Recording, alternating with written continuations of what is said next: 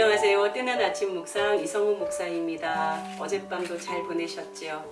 오늘부터 우리 뜨아가 믿음 여행 시작하기로 했는데 여러분 여행 준비 잘 해오셨나요? 창세기 읽는 거, 그리고 우리의 일상의 문을 활짝 열고 말씀을 담는 거, 그 다음 이 말씀을 함께 나누고 묵상할 믿음의 지체들, 신앙 공동체를 정하는 거, 여러분 잘 하셨으리라 믿고 저와 함께 믿음 여행 시작하겠습니다. 오늘도 하나님의 말씀 기대하며 뜨아 37번째 시간 시작하겠습니다. 오늘 함께 나눌 말씀은요, 창세기 12장 1절 그리고 4절 말씀입니다. 함께 읽겠습니다. 여호와께서 아브라함에게 이르시되 너는 너의 고향과 친척과 아버지의 집을 떠나 내가 내게 보여줄 땅으로 가라. 이에 아브라함이 여호와의 말씀을 따라갔고 롯도 그와 함께 갔으며 아브라함이 하란을 떠날 때에 75세였더라. 아멘. 아브라함 그러면 딱 떠오르는 단어 믿음이죠. 믿음의 조상이라고 하고 믿음의 대표, 믿음의 표본. 그러니까 아브라함 그러면 믿음의 출발이죠. 믿음의 출발. 여러분 믿음이 뭘까요? 믿음. 아마 교회 생활하면서 가장 많이 듣고 가장 많이 말하는 단어 중에 하나가 믿음 아닐까 싶어요. 믿음. 여러분은 믿음이 무엇이라고 생각하세요? 여러분은 하나님을 믿으시죠? 어떻게 믿어지시나요? 하나님이 어떻게 믿어지시죠? 설명할 수 있으세요? 설명하기 참 힘들고 어려운 거 믿음. 오늘 하나님께서 아브라함을 부르시거든요. 달리 말하면 아브라함을 택하시는 거예요. 부른다, 택한다, 이거 전부 믿음이에요. 누가 누구를? 하나님이 아브라함을, 하나님이 저와 여러분을 부르시고 택하신 거, 이게 뭐라고요? 믿음. 그러면 믿음이 시작되는 것은 전적으로 누구의 권한이에요? 하나님의 권한이라는 거예요. 믿음은 사람의 의지에서 시작되지가 않아요. 사람이 마음 먹고 결단하고 애쓴다고 해서 믿음이 발생하지가 않아요. 너는 왜 못 믿냐? 너는 왜 하나님을 믿지를 못하냐? 이렇게 말할 필요가 전혀 없는 거예요. 이거 해당이 안 돼요. 왜냐하면 믿음이 생겨나는 것은 전적으로 하나님의 권한이기 때문에. 하나님이 찾아오시고 하나님이 만나시고 하나님이 부르시고 택하시고, 이거 전부 믿음이거든요. 누가 하시는 일이에요? 하나님이 하시는 일이에요. 그래서 인간이 믿습니다, 믿습니다, 믿습니다 수백 번 외쳐도 믿어지지가 않아요. 내가 믿어지지 않는 거 어떡하겠어요? 내가 도저히 믿을 수 없다는 거 어떡하겠어요? 그거 가면 쓰고 연기하고 할 수 없는 거잖아요. 다 다른 모양새로 그 믿어지는 일이 발생하거든요. 어떤 사람은요 이렇게 말씀하세요. 자기한테 뜻밖의 사건이 일어났다는 거예요. 뜻밖의 사건이 일어났는데 그 사건, 예를 들면 교통사고가 될 수도 있고, 예를 들면 사업이 망하는 사건이 될 수도 있고, 여러 가지 그런 사건이 일어났는데, 대개 보면은 그런 사건 끝에 자기도 모르게 하나님이 계시다는 것을 믿게 되었다는 거예요. 하나님을 찾게 되었고 하나님이 계시다는 것을 믿게 되었다는 거예요. 어떻게 믿게 되었어요? 어제 못 믿었던 하나님이 오늘 어떻게 믿어지시던가요? 설명할 수가 없는 거예요. 또 어떤 분은요, 너무 삶이 힘들고 고달파서 내 삶에 뭔가 귀신들이 나를 이렇게 괴롭히는 거 아니야? 예전에는 이렇게 굿 같은 거 많이 했잖아요. 동네에서 굿을 하러 갔다는 거예요. 무당을 불러서 귀신 쫓아달라고. 무당이 굿을 막 하는데 그 순간 교회 가고 싶은 마음이 생겼다는 거예요. 왜 그랬는지 설명할 수 있겠어요? 설명할 수 없죠. 그 길로 교회를 다녔고 그 길로 하나님이 계시다는 거 믿고 신앙생활 시작했다는 거예요. 또 어떤 사람은 친구 따라 그냥 교회를 왔다 갔다 한 거예요. 교회 생활도 열심히 했고 했는데 자기는 하나님을 믿지 않았다는 거예요. 그냥 교회 생활만 했다는 거죠. 그런데 어느 날 늘 똑같은 자리에 똑같은 모습으로 똑같은 시간에 앉아서 예배를 드리는데, 그날은 주변의 모든 조명이 싹 꺼졌다는 거예요. 그리고 오로지 말씀을 전하는 그 강대상 앞에만 빛이 하늘로부터 쫙 내려와서 그날 목사님이 하시는 말씀이 자신의 귀를 사로잡았는데 그것은 마치 하나님께서 나에게 들려주시는 말씀처럼 느껴졌다는 거예요. 하염없이 눈물이 쏟아졌고 하나님이 나를 사랑하시고 하나님이 나를 기다리시고 하나님이 살아계시는구나 입으로 계속 고백이 되더라는 거예요. 이게 믿음의 출발, 믿음의 시작, 믿음이 생기는 거예요. 그 시작한 믿음이 가만히 그 자리에 두면 저절로 그냥 쭉쭉쭉쭉 자라서 성장하고 또 그것이 성숙해지는 깊은 믿음의 세계로 들어갈 수 있는가? 아니라는 거예요. 여러분, 사람이 태어나잖아요. 아이가 태어나요. 아이가 태어나면 그냥 그 아이 그대로 두면 지가 알아서 숟가락 떠서 밥 먹고 옷 챙겨 입고 유치원 가고 가방 메고 학교 가고 그렇게 중학교 고등학교 가서 성인이 되나요? 아니죠. 누군가 젖을 먹여야 되고 때 돼서 밥을 먹여야 되고 때 돼서 말을 할 수 있도록 해야 되고 때 돼서 무언가를 행동할 수 있도록 운동도 해야 되고 때 돼서 유치원도 보내야 되고 때 돼서 무언가를 계속 성장할 수 있도록 자극을 줘야 하잖아요. 우리의 신앙도 마찬가지인 거예요. 믿음이 생겼다고 해서 이 믿음이 저절로 자란다? 아니라는 거예요. 믿음이 자라는 것에는 자극이 필요해요. 저는 이 자극을 반응이라고 하고 싶어요. 그리고 이 반응은 다른 말로 의지라고 말하고 싶어요.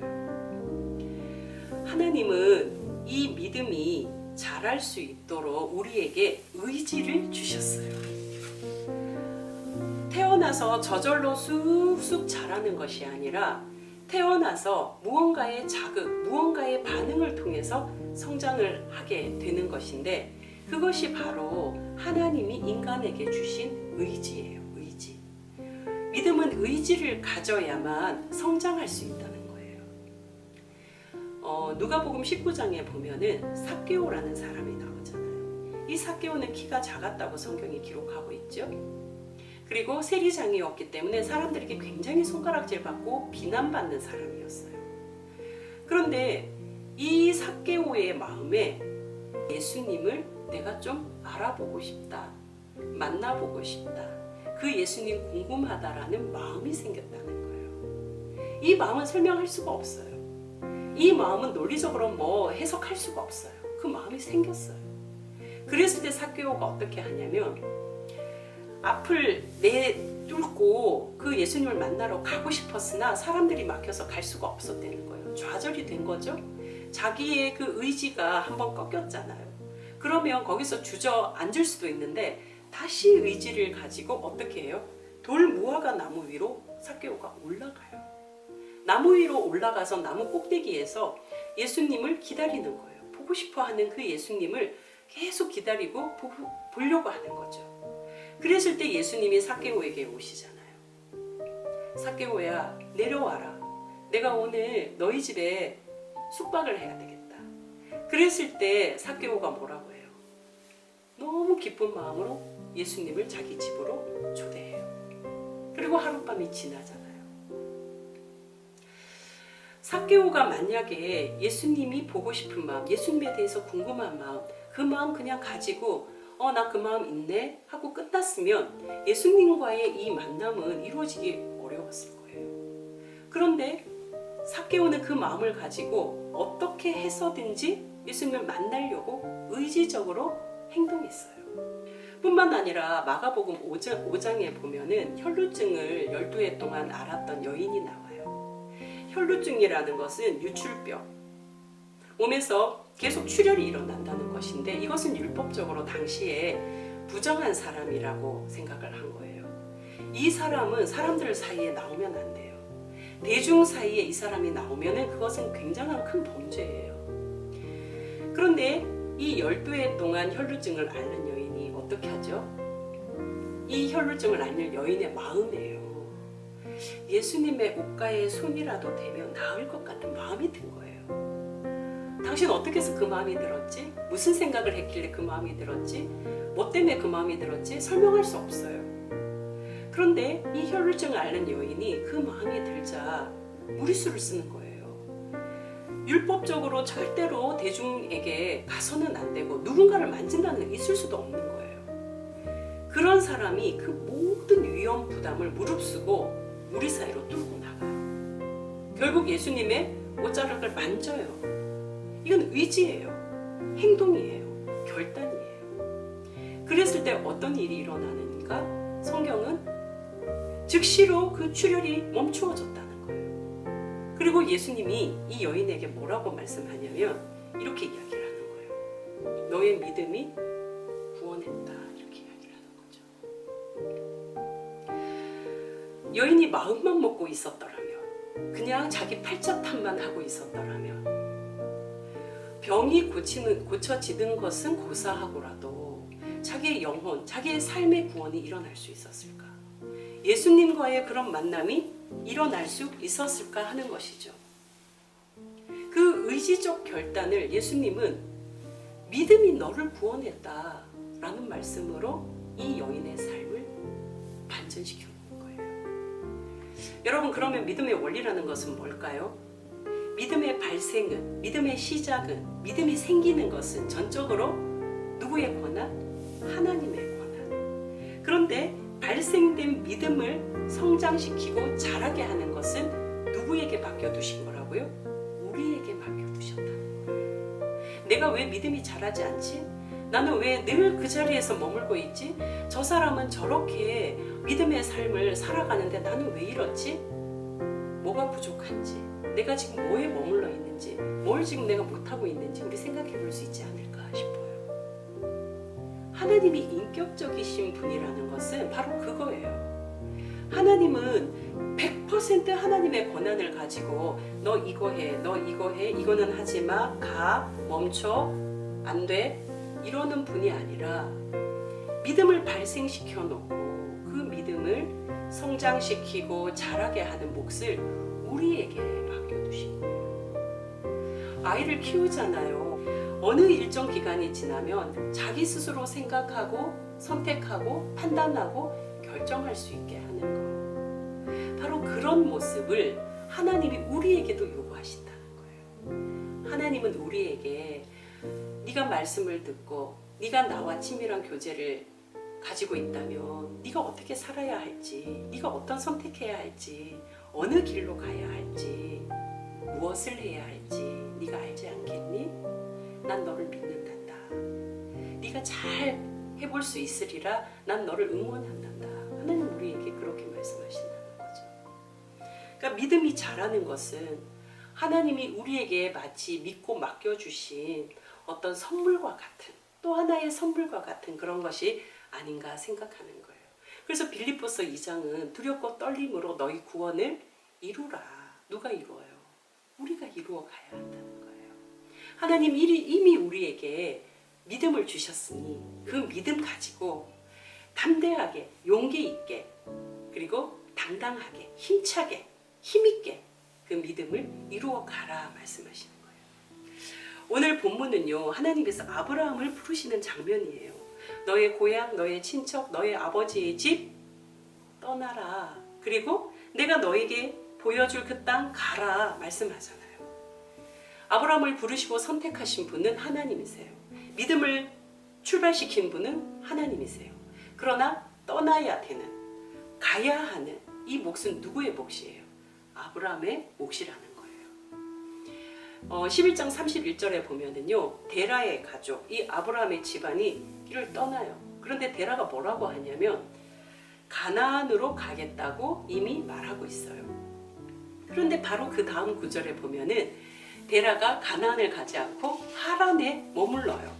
하란에 정착해 버리는 거죠. 왜 데라가 하란에 정착해 버릴까? 하란은 비옥한 곳이었어요. 하란은 굉장히 살기 좋은 도시, 하란은 굉장히 풍요로운 그런 곳이었거든요. 그러니 굳이 힘들게 가나안까지 가지 않아도 되는 거예요. 여기에 머물러 있어도 충분히 내 삶이 풍요롭고 살만한 거죠. 그러니까 안 가요. 그런데 아브라함은 어떠했을까요?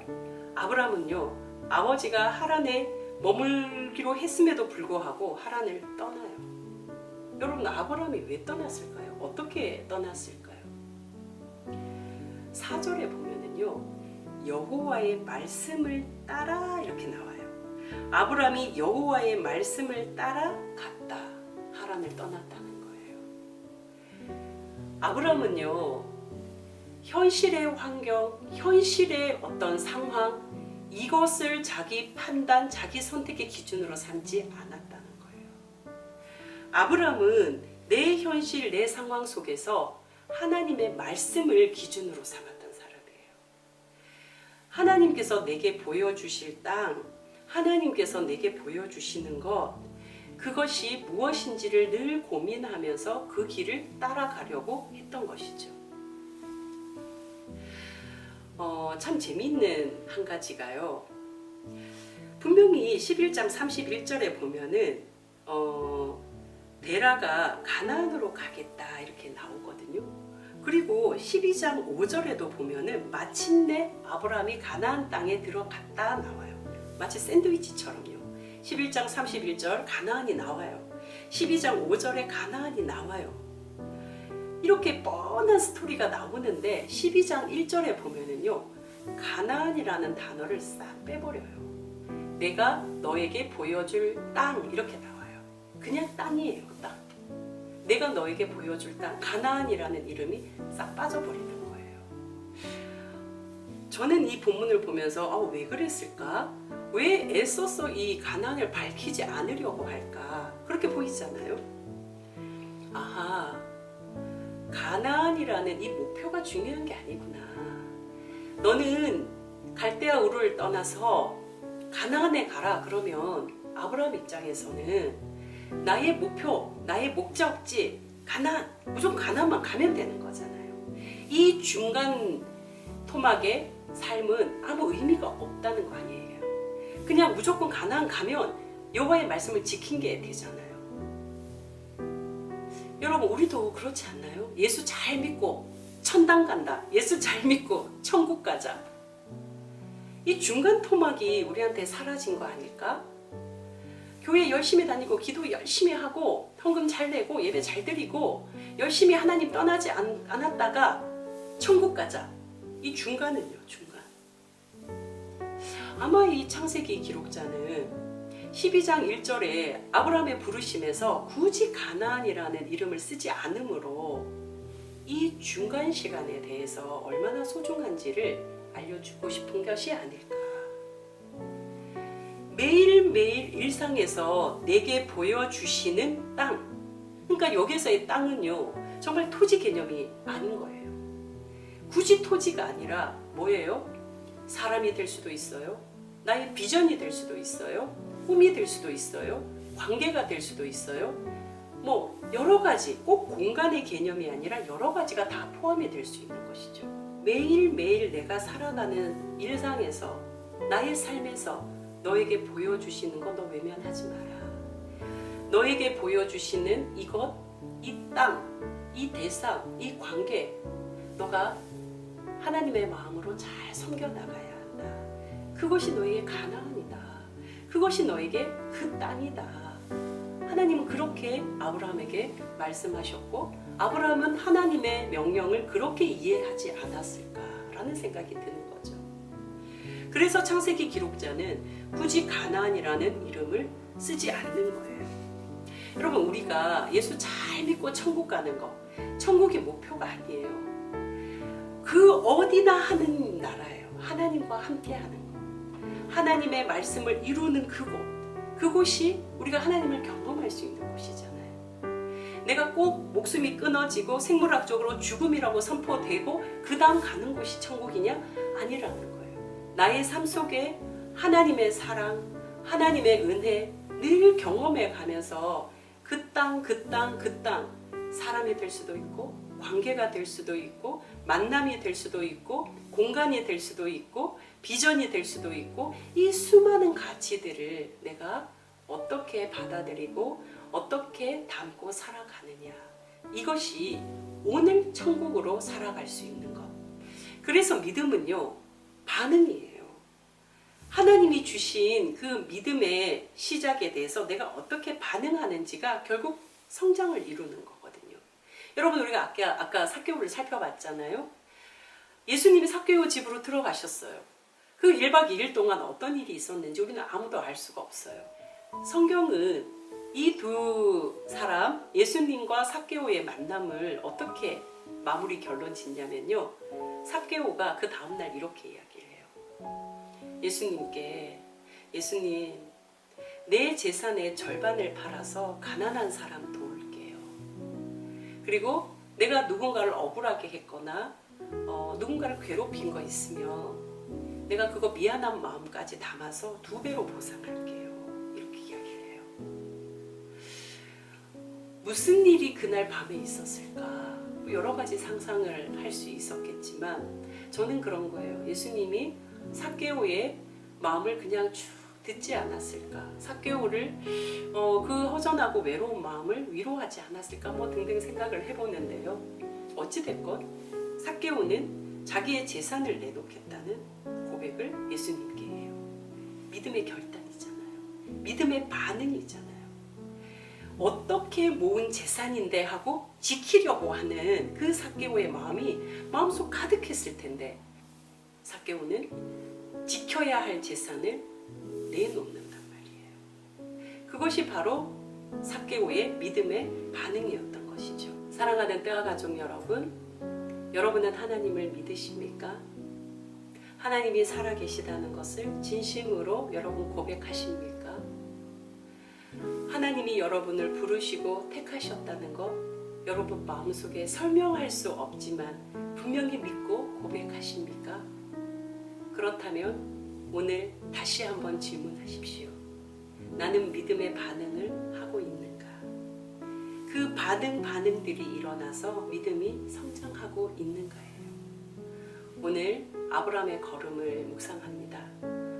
아브라함은 비옥한 땅, 풍요로운 도시, 내가 무언가를 지킬 수 있는 그 땅에 머물지 않고 하나님의 약속을 따라 하나님이 보여주실 곳을 매일매일 찾아가며 또 하나님이 보여주시는 그 일상의 삶을 매일매일 지켜가며 하나님의 말씀을 따라 살아갔습니다.